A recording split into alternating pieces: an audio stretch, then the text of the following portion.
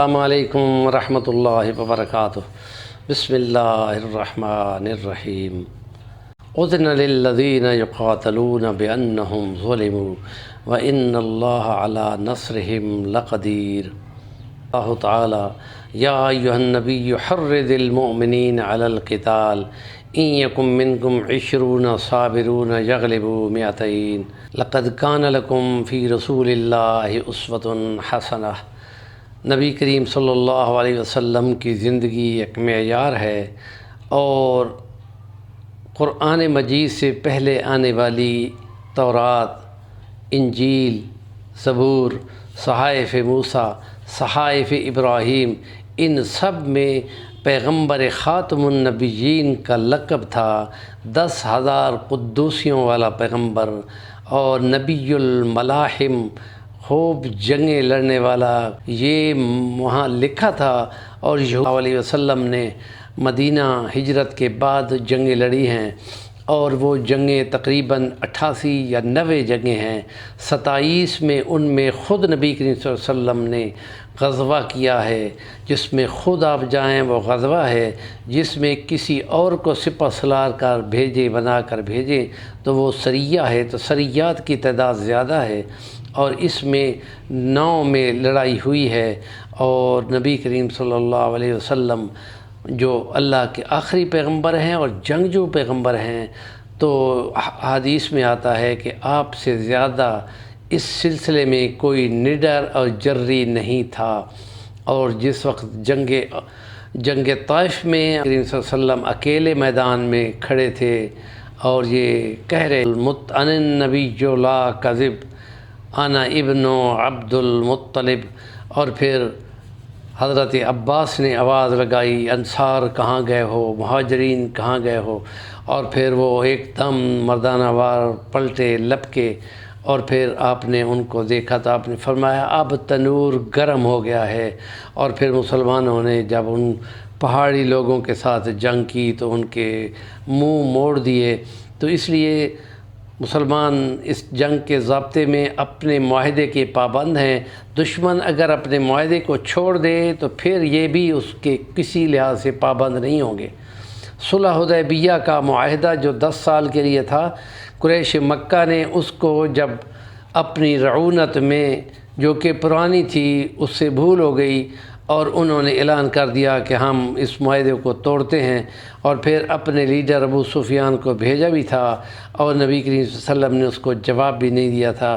اور پھر نبی کریم صلی اللہ علیہ وسلم نے دشمن کو دھوکہ دیتے ہوئے اور سمت میں چلے۔ ڈاکٹر حمید اللہ کہتے ہیں کہ ایک دم پھر بہت آگے جا کر ایک دم مکے کی طرف پلٹے، اور پھر یہ اندیا دیا کہ بہت بڑی فوج آئی ہوئی ہے، اور 10,000 میں سے ہر ایک شخص کو کہا گیا کہ پہاڑ کے دامن میں مکہ کے باہر تمام لوگ الگ اپنا اپنا چولہا جلائیں گے۔ تو اس طریقے سے 10,000 جگہ آگ جل رہی تھی، تو باہر سے دشمن نے جب رات کے شام کے اندھیرے کے بعد دیکھا تو پھر ان کو لگا کہ اب وہ یہ فوج کوئی بہت بڑی آ گئی ہے، اور پھر ان کے اوثان خطا کر دیے۔ تو یہ طریقہ ہوتا ہے جنگ میں نفسیات کا۔ اور جنگ بدر میں نبی کریم صلی اللہ علیہ وسلم نے کفار مکہ کے قافلے کو لوٹنے کے لیے آپ نے یلغار کی تھی، اور جب دشمن ہاتھ سے نکل گیا تھا تو پھر اس کے بعد آنے والے دشمن کے قافلے کے لیے آپ نے انتظام کیا، پہنچ کر اپنی پسند کا محاذ چن لیا اونچی جگہ پر، اور جب رات کو بارش ہو گئی تو وہ یہ جنگی حکمت عملی ہیں جو ڈاکٹر حمید اللہ صاحب نے تمام بیان کی ہیں، ان کو ضرور دیکھنا چاہیے۔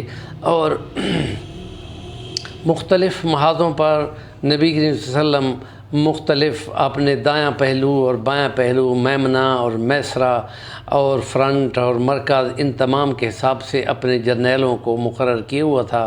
اور پھر آپ جب جنگ احد میں گر گئے تھے تو پھر آپ نے حوصلہ نہیں ہارا، اور پیچھے ہٹتے ہوئے اونچی جگہ پہ ہٹتے ہوئے پھر دشمن کو مزید نزدیک نہیں آنے دیا۔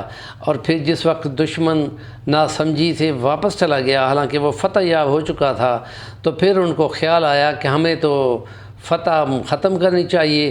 تو پھر مسلمانوں نبی کریم صلی اللہ علیہ وسلم نے اس موقع پہ اپنے ان اصحاب کو جو تقریباً سارے ہی زخمی تھے ان کو کہا کہ دشمن پلٹ سکتا ہے، لہذا ان کے پیچھے چلو، اور آپ کے حکم پر فوراً ہی صحابہ کرام وہ نکلے اور آگے سے دشمن کو انہوں نے پایا کہ وہ الرٹ ہیں تو پھر واپس بھاگ گئے۔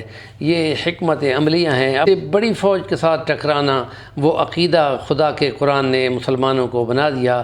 کئی دفعہ ہوا ہے کہ تھوڑی سی جماعت ہوتی ہے اور اللہ اس کو بڑی سی جماعت پہ غالب کرتا ہے۔ کم من فئۃ قلیلۃ غلبت فئۃ کثیرۃ باذن اللہ، اللہ کے حکم سے وہ ہوتا ہے۔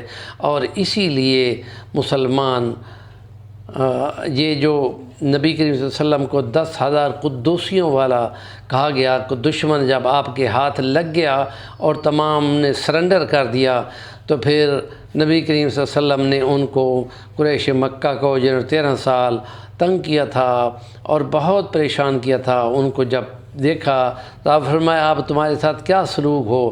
تو نبی الرحمت کے الفاظ یہ تھے، میرا تمہارے ساتھ وہی سلوک ہے جو یوسف علیہ السلام کا اپنے بھائیوں کے ساتھ تھا، کہ جنہوں نے فرمایا تھا لا تثریب علیکم اليوم اذهبوا وانتم الطلقاء، آج تم چلے جاؤ، آج تمہارے ساتھ معافی ہے۔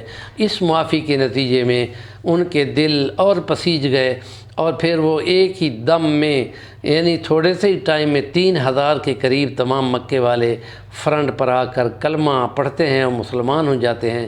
اور آئندہ کی جنگوں میں یہ ہراول دستے کے طور پہ کہ ہم نے بہت پیچھے رہ کر نقصان کیا ہے، اب ہم اس کی تلافی کریں گے۔